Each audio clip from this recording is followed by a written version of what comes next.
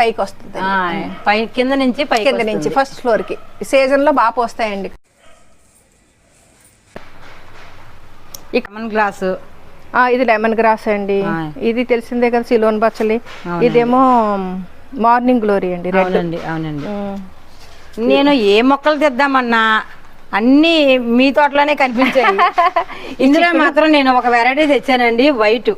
పూలు పోస్తుందా? పువ్వులు పోయిదండి. ఇదండి ఇది పూలు పోస్తుంది. ఇది పూలు పోస్తుంది. స్నేక్ ప్లాంట్ ఒక వైట్ అండి. మరి అది నాకు ఇప్పుడు పువ్వులు పోయలేదు. విష్ణుకాంత అండి. ఇది విష్ణుకాంత.